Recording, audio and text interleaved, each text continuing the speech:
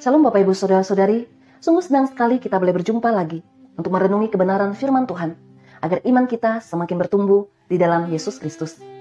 Yang menjadi dasar perenungan kita pada hari ini terambil dari Injil Lukas, pasal 18, ayat 9-14. Bapak Ibu Saudara-saudari, di dalam perikop kita pada hari ini berbicara tentang perumpamaan antara seorang Farisi dan pemungut cukai. Kaum Farisi adalah sekelompok religius yang taat pada hukum Taurat. Mereka biasa berkumpul untuk beribadah bersama dan mempelajari kitab suci. Di kalangan masyarakat Yahudi sendiri, kaum Farisi sangatlah dihormati. Sedangkan pemungut cukai adalah seorang yang bertugas untuk mengambil pajak dari orang Yahudi dan diserahkan kepada pemerintah Romawi yang pada saat itu menjadi musuh orang Yahudi. Oleh karena itu, pemungut cukai dipandang buruk dan dibenci. Bapak-Ibu Saudara-saudari, perumpamaan ini menjadi menarik untuk diperhatikan, sebab pada ayat yang ke-14, justru Tuhan Yesus mengatakan bahwa pemungut cukailah yang dibenarkan oleh Allah.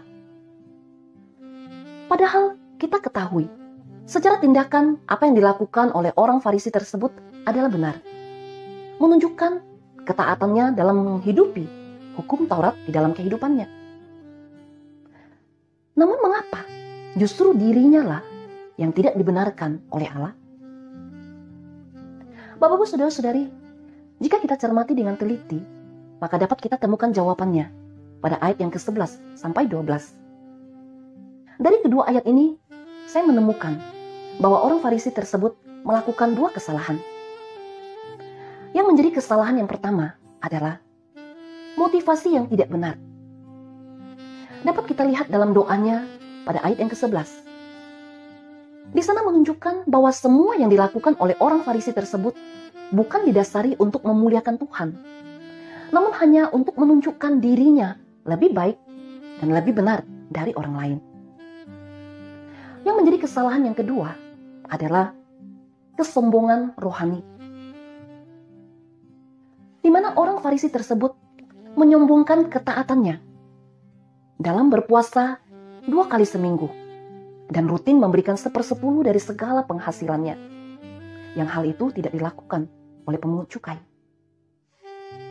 Bapak-Ibu Saudara-saudari, uniknya pemungut cukai justru melakukan hal yang berbeda di dalam doanya kepada Allah, yang dapat kita baca pada ayat yang ke-13. Kedua orang ini datang di hadapan Allah dengan motivasi dan maksud yang berbeda.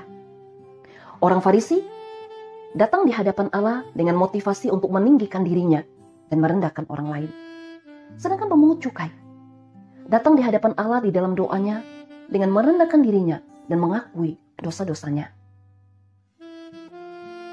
Bapak Ibu Saudara-saudari, melalui perumpamaan ini mengajarkan kepada kita bahwa walaupun kita tekun berdoa, taat membaca firman Tuhan, terlibat aktif dalam berbagai pelayanan di gereja, rutin di dalam memberikan persembahan, dan menolong orang-orang yang membutuhkan pertolongan kita.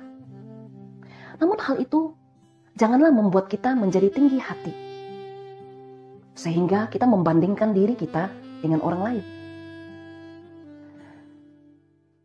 Belajar dari kesalahan orang Farisi pada perumpamaan ini, seharusnya ketika kita mengalami pertumbuhan dan kedewasaan rohani, maka sudah seharusnya kita menjadi penuntun, penolong bagi mereka yang lemah rohaninya atau yang tersesat dalam dosa. Bukan malah menyombongkan diri kita dan merendahkan mereka. Dan apapun juga yang kita perbuat, lakukanlah itu dengan motivasi untuk memuliakan Tuhan, bukan untuk mendapatkan pujian dan pengakuan dari manusia. Bapak Ibu Saudara-saudari, kiranya firman Tuhan ini menolong setiap kita. Tuhan Yesus memberkati kita semua. Amin.